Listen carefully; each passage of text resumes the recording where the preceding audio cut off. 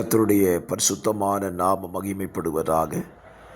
ஆசீர்வாதமான ஒரு நல்ல காலவேளையிலையும் அனுதின மன்னாவை பாளையங்கோட்டை இந்திய தேவசபையிலிருந்து வெளியிடுவதில் உங்களுக்கு மிகுந்த சந்தோஷம்.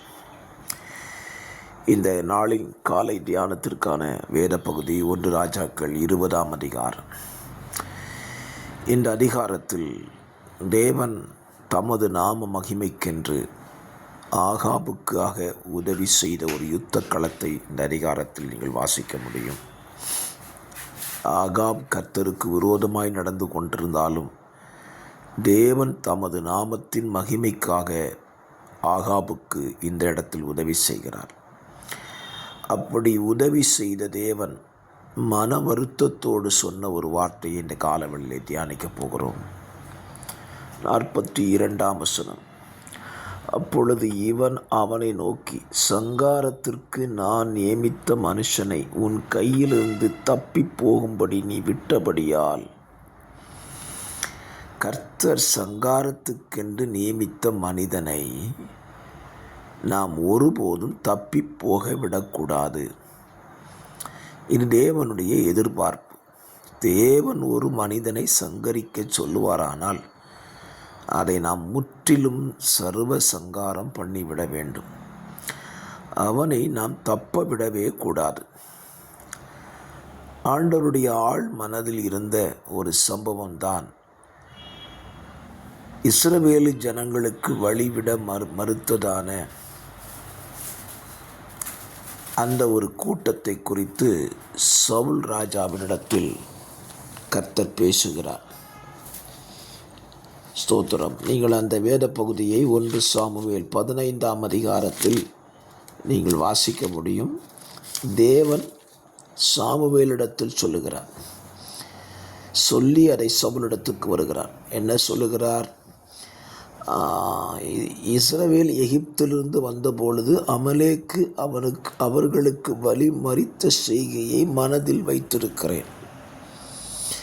அமலேக்கு வானத்தின் கீழெங்கும் இராதபடி சங்காரம் பண்ணுவேன் என்று கர்த்தர் சொல்லியிருந்தார். இதை சவுல்கிட்ட சொல்கிறாரு. அதனால் நீ அமலேக் ஜாதியை சர்வ சங்காரம் பண்ண வேண்டும் என்று சொல்லி கட்டளை கொடுத்து அனுப்புகிறார். ஆனால் சவுல் ராஜாவோ தேவன் சங்கரிக்கும்படி நியமித்த அந்த அமலேக் ஜாதியை தப்ப விடுகிறான். தேவனுடைய மனது அதை குறித்து மிகுந்த வேதனைப்பட்டபடியால் அவனை ராஜாவாய் இராதபடி தள்ளிவிட்டார். என்னை கேட்கிற அருமையான கர்த்தருடைய பிள்ளைகளே, நம்மிடத்தில் தேவன் ஒன்றை சர்வ சங்காரம் பண்ண சொல்லுவார் என்றால் அதை நிச்சயமாய் நாம் செய்ய வேண்டும். அதை பாதியளவு செய்துவிட்டு மீதியை விட்டுவிடக்கூடாது. இங்கேயும் பெனாதாத்தை முற்றிலும் சர்வ சங்காரம் பண்ண கர்த்தர் ஆகாபுக்கு கட்டளை கொடுத்திருந்தோம். ஆகாப் பெனாதாதை காப்பாற்றுகிறான். அதனால் தான் கர்த்தர் சொல்லுகிறார், நான் சங்கரிப்புக்காக நியமித்த மனிதனை நீ தப்ப விட்டதென்ன? ஆகவே நான் உனக்கு சொல்லுகிறேன், ஓம் புராணனும் இப்படி தான் இருக்கும்னு சொல்கிறார். ஆகவே இந்த காலவெளியிலே நம்மிடத்தில் தேவன் சொல்லுகிற காரியத்தை தெளிவாய் புரிந்து அதை அப்படியே நிறைவேற்றுவதற்கு தீர்மானம் எடுங்கள். நம்முடைய விருப்பத்துக்கு தகுந்தபடி நாம் கொஞ்சம் செய்துவிட்டு கொஞ்சத்தை விட்டுவிட வேண்டாம்.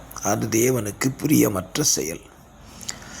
சவுல் அப்படி செய்ததினாலே அவனை ராஜாவாய் இராதபடி தேவனே தள்ளிவிட்டு அவனை பார்க்கிலும் உத்தமனாயிருந்த தாவீதுக்கு அந்த பதவியை கொடுத்து விட்டார். ஆகவே நீங்களும் இந்த தவறை செய்யாமல் மிகுந்த கவனத்துடன் இருந்து தேவன் சொல்லுகிற காரியத்திற்கு அப்படியே கீழ்ப்படியுங்கள். அது உங்களுக்கு நன்மையை கொண்டு வரும். பரிசுத்த பிதாவே, இந்த வார்த்தையின்படி இன்றைக்கு உம்முடைய பிள்ளைகள் செய்வதற்கு அவர்களுக்கு கிருபை செய்யும். உம்முடைய ஜனம் தேவன் நியமித்த காரியத்தில் உறுதியாய் நிலைத்திருக்க உதவி செய்யும். இயேசுவின் நாமத்தில் ஜெபிக்கிறேன் நல்ல பிதாவே. ஆமேன், ஆமேன்.